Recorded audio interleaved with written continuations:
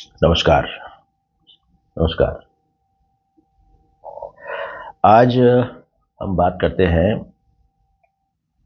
एक ऋषि की, वेथव्य नाम है उनका, वेथाव्य, कि उन्होंने किस प्रकार से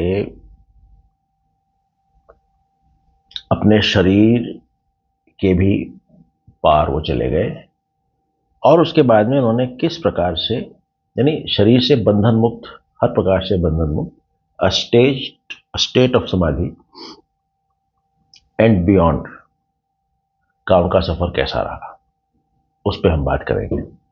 पर उससे पहले वशिष्ठ ऋषि ने बताया है कि ये जो जो बंधन मुक्त लोग होते हैं, इनकी सबसे कुछ खुसूसियतें इनकी बताई हैं।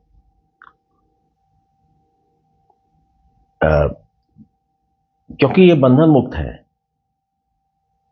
तो उस बंधन मुक्ति का कारण क्या है? उनको कोई किसी प्रकार की क्रेविंग्स नहीं है, लालसाएं नहीं है, इच्छाएं नहीं है, अपेक्षाएं नहीं है। सो बंधन मुक्त है ना। कोई भी चीज, संसार की कोई भी चीज उनको बांध नहीं सकती है। अच्छा, अब क्योंकि वो बंधन मुक्त हैं, तो उनकी जो भी गतिविधियां होंगी उनमें नॉन वॉलेशनल होंगी, यानी कि अनैच्छिक तौर पे होंगी। इच्छा ही नहीं है तो जाहिर है एक्शंस भी अनैच्छिक होंगे। और अगर एक्शंस अनैच्छिक हैं तो उनका कोई अटैचमेंट नहीं है उससे। क्यों नहीं है?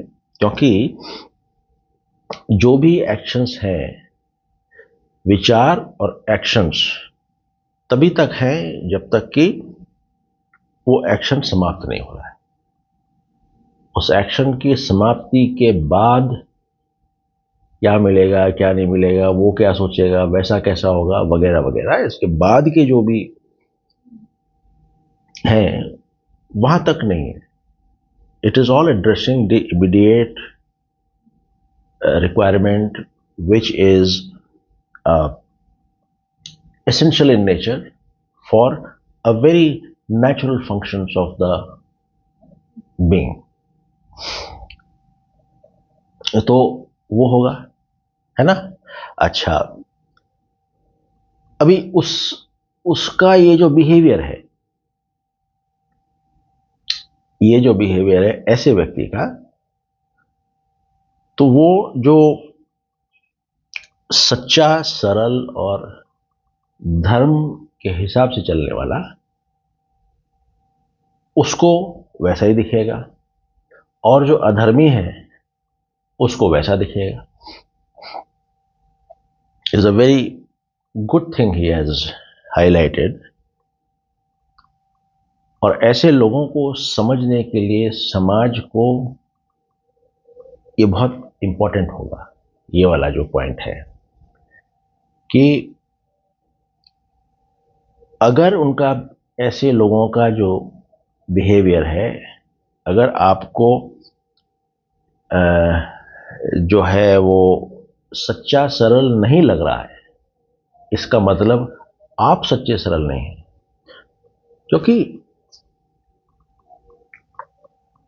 उनको अपने एक्शंस के रिजल्ट से किसी प्रकार के गेन्स की इच्छा नहीं है। गेन्स की इच्छा आपकी है, इसी कारण से आपको उस प्रकार से इंटरप्रिटेशन हो रहा है इन इस बिहेवियर का। व्हाट डू यू से? सो सच अ पर्सन, बच्चों के साथ बच्चा, बूढ़ों के साथ बूढ़ा, और जैसा है वैसा है। He is just interacting in the present, that's all. यहीं पर एक और एस्पेक्ट ऐसे लोगों का है, और वो ये है कि इस प्रकार के जो अनअटैच्ड बंधन मुक्त व्यक्ति जो होते हैं, ये कभी भी किसी व्यक्ति के प्रति अपने एक्शंस को डायरेक्ट नहीं करते हैं। अपने बिहेवियर को, अपने बर्ताव को व्यक्ति के प्रति नहीं करते। उसका इम्प्लीकेशन ये हो गया कि वो व्यक्ति को ना तो एक्सेप्ट करते हैं और ना रिजेक्ट करते हैं। वो उस पर्टिकुलर एक्शन को ना रिजेक्ट कर रहे हैं ना एक्सेप्ट कर रहे हैं। But how the world functions is accepting a person और रिजेक्टिंग अ पर्सन।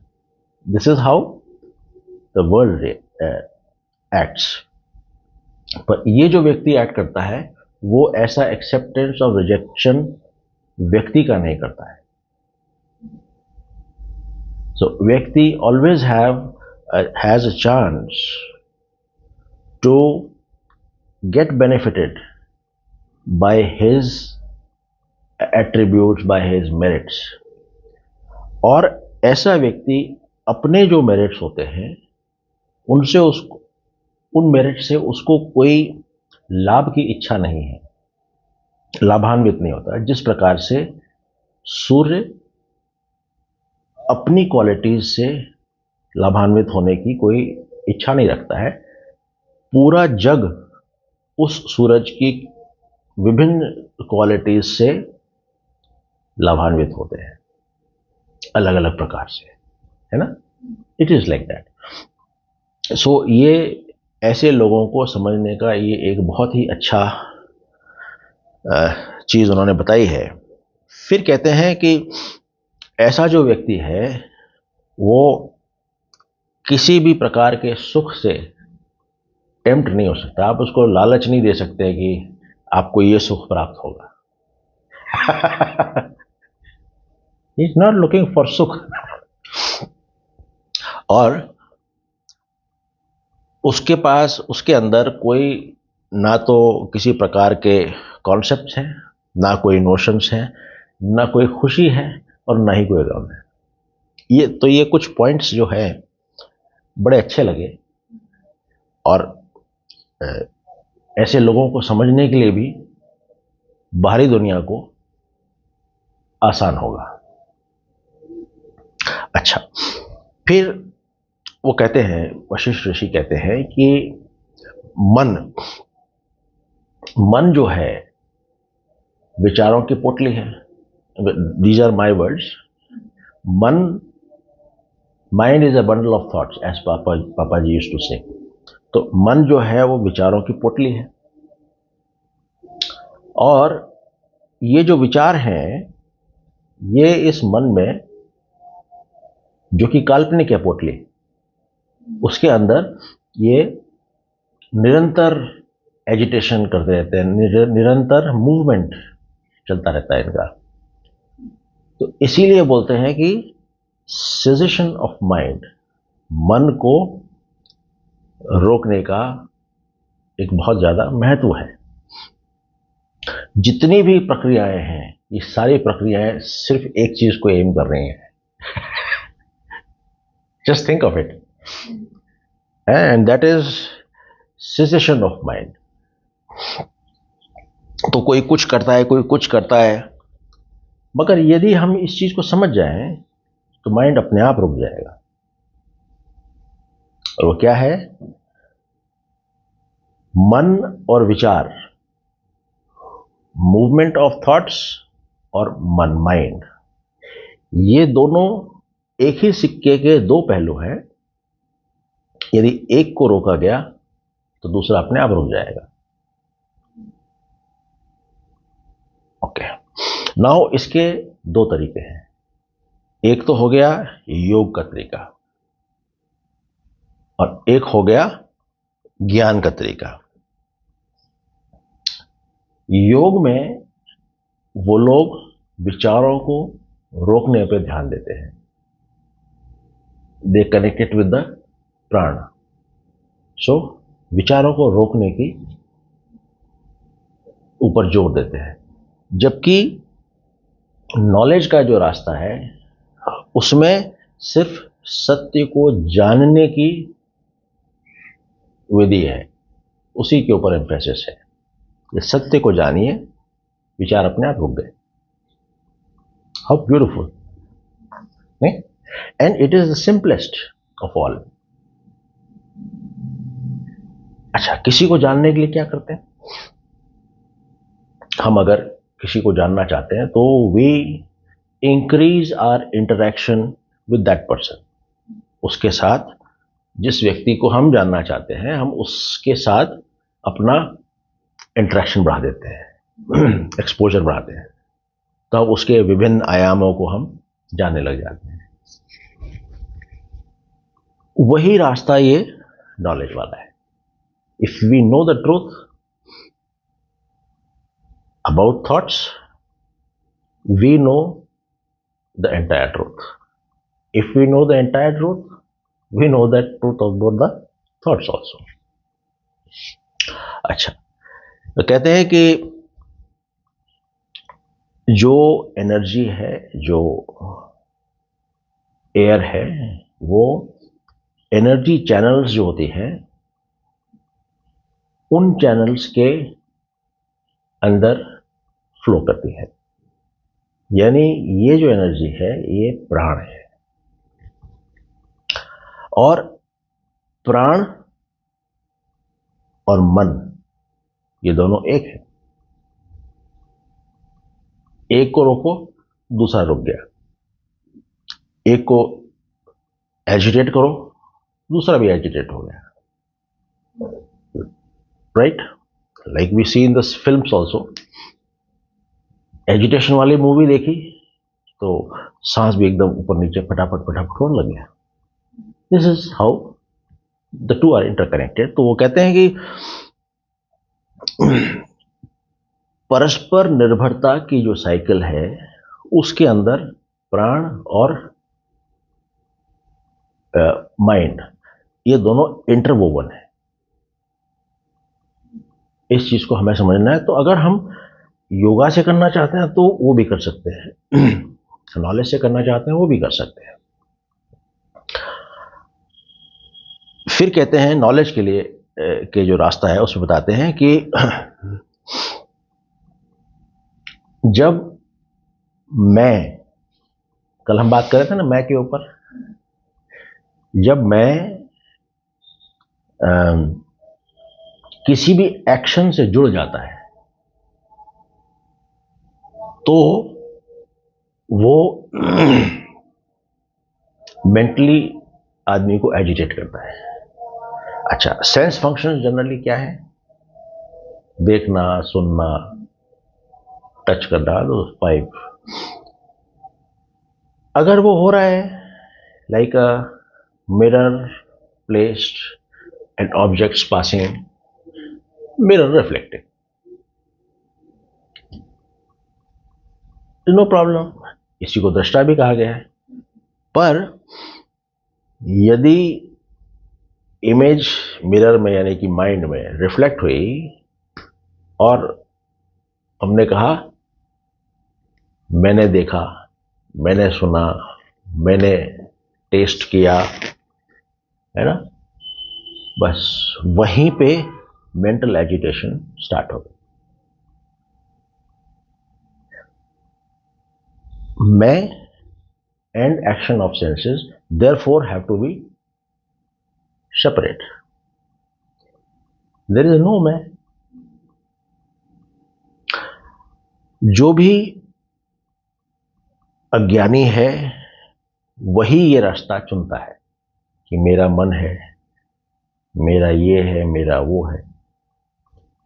क्यों? क्योंकि मैं आ गया तो मैं से मेरा भी आ गया। और वो कह रहे हैं कि जब माइंड ही रुक गया, माइंड ही रुक गया, तो फिर इंक्वायरी करने वाला कौन है? See, inquiry is always done by the personality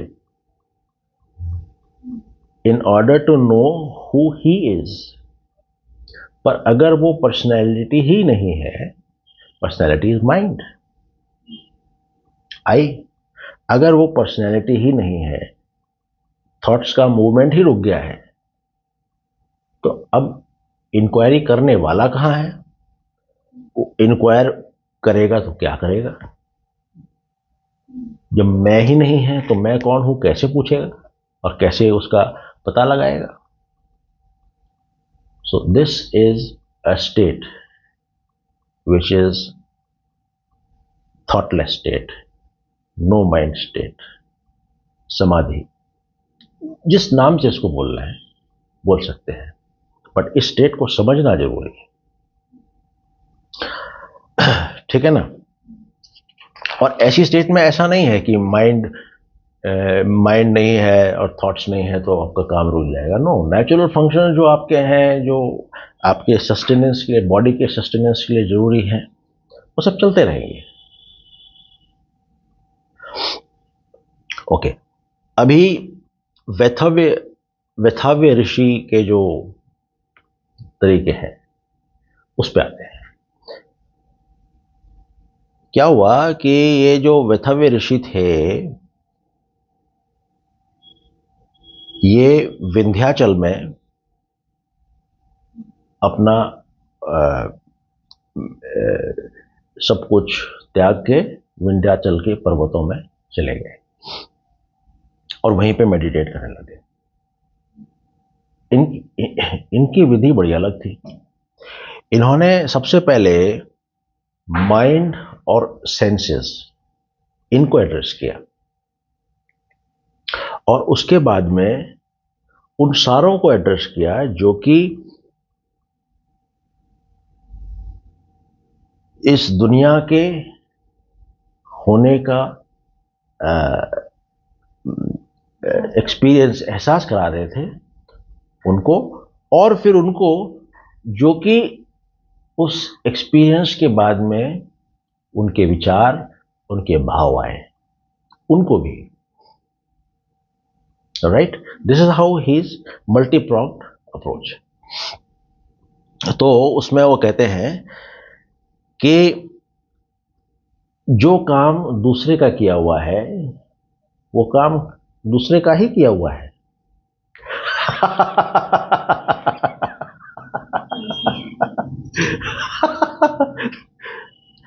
जो काम दूसरे का किया हुआ है वो दूसरे का ही किया हुआ है। दैट इज टू से कि हथौड़ी होती है ना, हथौड़ी कभी भी ये नहीं कह सकती कि मैंने कील ठोकी। क्यों?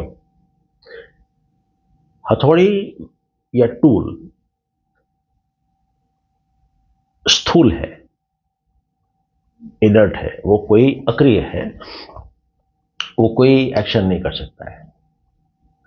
एक्शन के लिए उसको कारपेंटर चाहिए, और यहां माइंड को फंक्शन करने के लिए चेतना चाहिए।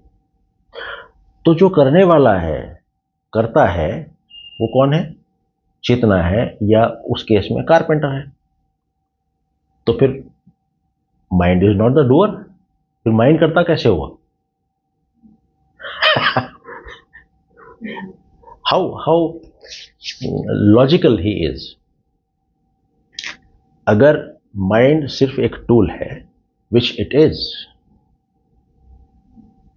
तो उस टूल को इस्तेमाल करने वाला मन के पीछे है, तो करने वाला भी वही है, आप करता नहीं हो सकते। सो mind is not the doer. अच्छा, अब माइंड डूअर नहीं है तो माइंड एक्सपीरियंसर कैसे हो सकता है? Because only the consciousness is. Mind तो सिर्फ एक एंटिटी, अज्यूम्ड एंटिटी है ना, तो फिर एक्सपीरियंसर भी नहीं है। सो ना तो वो डूअर है और ना ही एक्सपीरियंसर है, ना करता है ना भोगता है, दैट्स ऑल। कुछ है ही नहीं, वो जबरदस्ती अज्यूम करता है। Second way of looking at it could be that जो सत्य है वो हमेशा है, पर कर्ता और भोक्ता जब हम निद्रावस्था में होते हैं तो वो कहाँ होता है?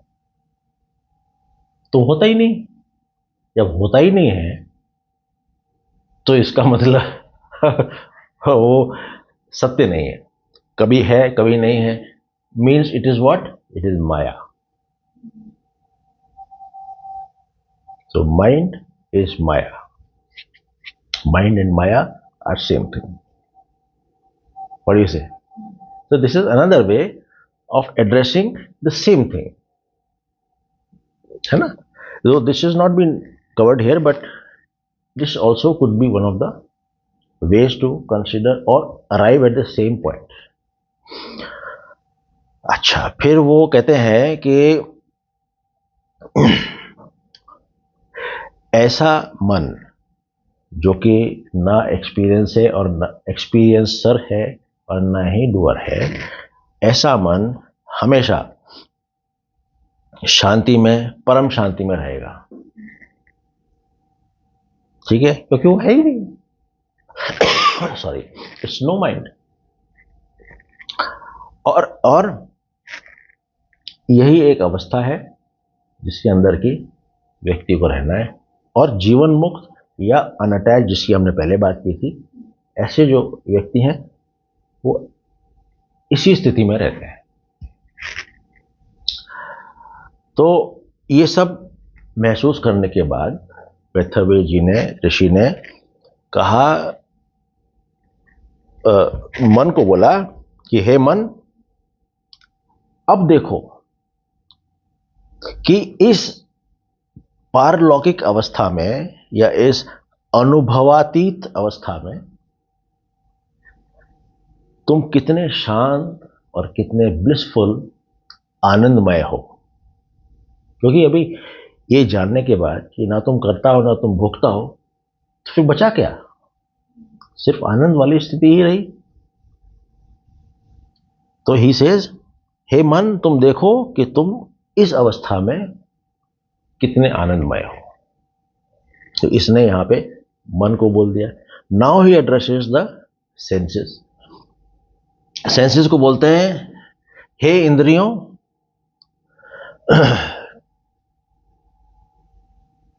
जो स्व है, सेल्फ, असीम चेतना है, वो तुम्हारी नहीं है और ना तुम उसके हो। तुम्हारी जो लालसाएं हैं, क्रेविंग्स हैं, अब वो समाप्त हो गई कि माइंड समाप्त हो गया। तो they are linked to the mind. जब माइंड समाप्त हो गया तो ये इंद्रियां भी अब इनके क्रेविंग्स नहीं है। They are just doing what is essential. अब ऐसा व्यक्ति गाड़ी चला रहा है तो उसकी इंद्रियां वही कर रही है। That means it is a heightened level of consciousness without any distractions. तो बोलते हैं कि तुम तो हो नहीं, है ना? अच्छा, और तुम्हारी जो क्रेविंग्स हैं वो भी नहीं है। तो इसी कारण से अब तुम मेरे ऊपर राज नहीं कर पाओ। इंद्रियां ही तो राज करती है। इंद्रियों के लिए ही तो ये सारा कुछ मॉडर्न वर्ल्ड बैठा हुआ है।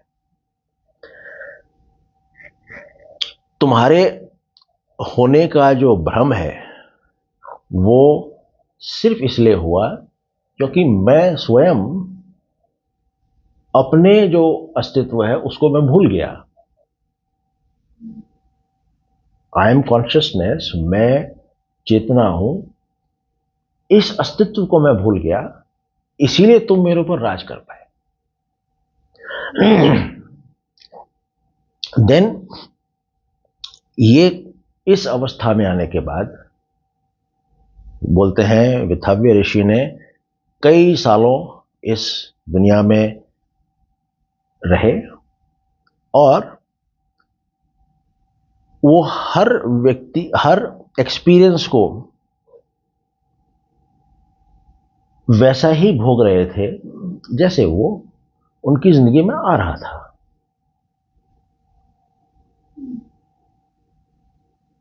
बिना किसी प्रयत्न के।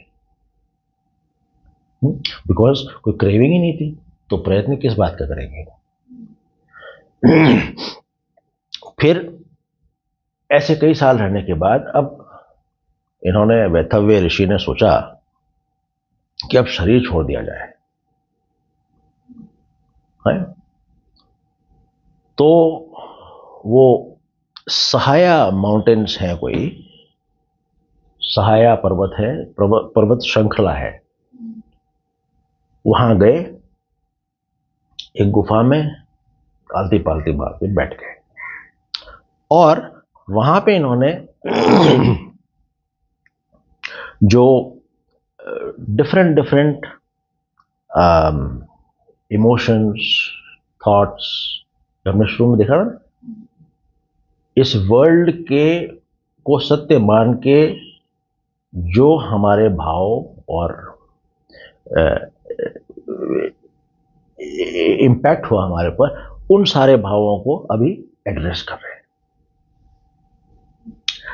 अभी वो एड्रेस करते हैं सबसे पहले अट्रैक्शन, हेट, प्लेजर, सॉरो, यानी आकर्षण, घृणा, सुख और दुख। अभी वो इनको एड्रेस करते हैं। इनको क्या बोलते हैं? तुमने मुझे अपने स्व को बुलवाया और प्रेरित किया कि मैं इस आत्मज्ञान के रास्ते पे आऊं। This is what we were speaking yesterday, कि ये जो आई है, ultimately all this is I, result of I. तो ये जो आई है, जो मैं है, ये आपको अपने से जुदा भी करेगा और यही मैं आपको अपने से मिलाएगा भी। क्यों? क्योंकि वही कारण बनेगा। So it is the I therefore becomes the cause and effect. है? अच्छा, तो ये उसको बोला। अब शरीर को बोला, इस स्टेज पे शरीर को बोला कि तुम मेरे एक बहुत ही लॉयल रिश्तेदार रहे हो बहुत लंबे समय तक, तुम्हारी वजह से, तुम ही ने मेरे को सेल्फ रियलाइजेशन तक पहुंचाया। अगर शरीर नहीं होता तो कैसे करता हूं? सभी को अपने शरीर को छोड़ना है, इसीलिए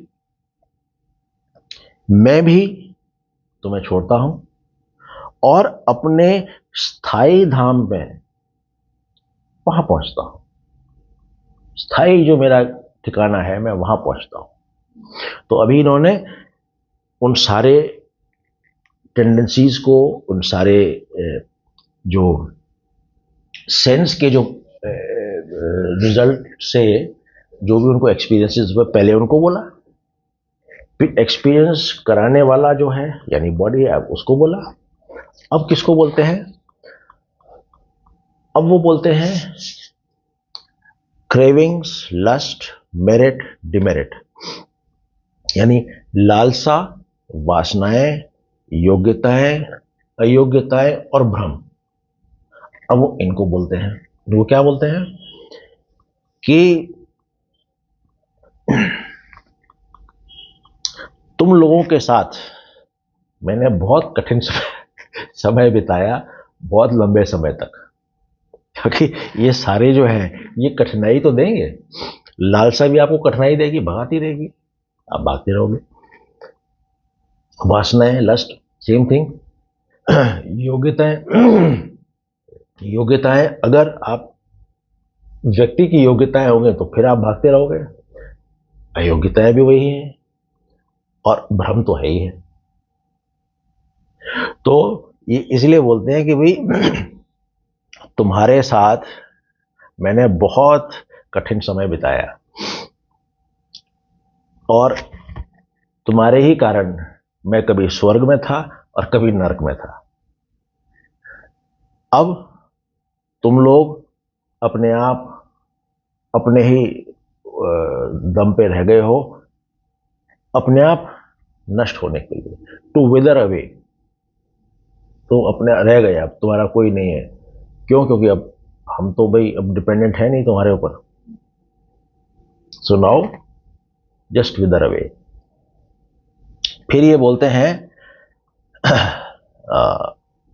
उस गुफा को, जिस गुफा में सहाया माउंटेन रेंज में जिस गुफा में गए, उनको बोलते हैं कि तुम इस समाधि में मेरे साथी रहे, मेरे को तुमने तब शरण दी जब दुनिया मेरे को परेशान कर रही थी। So this gets us to one more point. ये जो रास्ता है मैथ्यू ऋषि ने जो अपनाया है, इसके लिए संसार को जानना बहुत जरूरी है। और जब हम संसार को जान जाएंगे तो, और अच्छी तरह से जानेंगे, तो स्वतः उसके प्रति मोह भंग होगा बड़े से। तो जब मोह भंग होगा तब हम इस स्टेट में आएंगे कि सब कुछ छोड़ छाड़ के, भैया ये तो किसी काम का नहीं है, let us go there. But then that is just one part, one aspect. दूसरा एस्पेक्ट ये है कि यहीं पे रहो इन सब को छोड़ के, इट्स अनदर वे, बट इन्होंने ये रास्ता चुना था। फिर वो कहते हैं उनके हाथ में जो लकड़ी थी, उस लकड़ी को भी बोलते हैं कि तुमने मेरे को अनेकों अनेकों सांपों से बचाया, और जब मैं गिर रहा था तो तुमने मेरे को बचाया। अपने प्राणों को बोलते हैं कि प्राण is the last thing, main door. प्राणों को बोलते हैं कि तुमने मेरे साथ मैत्री भाव निभाया, बंधुत्व निभाया, उसके लिए धन्यवाद।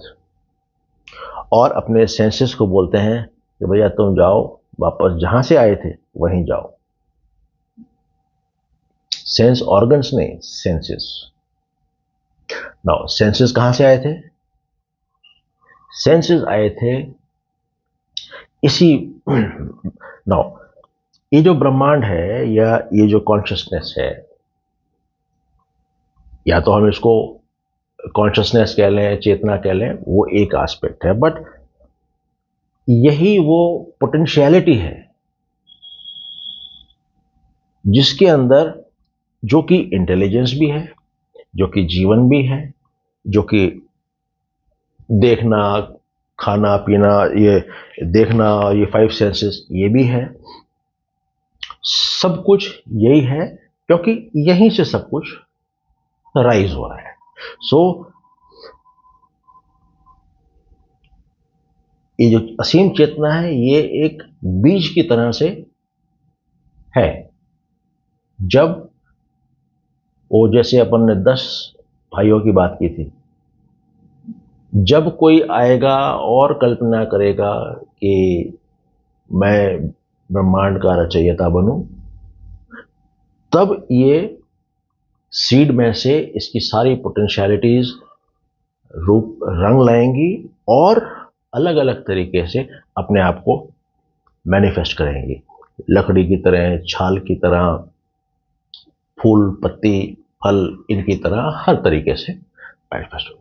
तब तक ये सब चीजें एक पोटेंशियलिटी की तरह इसी कॉन्शियसनेस में है। So that is why he is saying कि जो सेंसेस हैं, भैया धन्यवाद, अब आप वापस जहां से आए थे वहीं जाइए, है ना। सो अब मैं अपने सेल्फ में उस तरह स्थापित होता हूं, उस तरह एंटर करता हूं, और उस अवस्था में आता हूं जैसे लैंप विदाउट ऑयल, दिया बिना तेल के। और इस प्रकार से वो हमेशा से उसी वाइड में और उसी कॉन्शियसनेस में रहे। That's all. तो आज थोड़ा सा ज़्यादा लंबा हो गया। Thank you. Thank you. Anything you would like to say? धन्यवाद।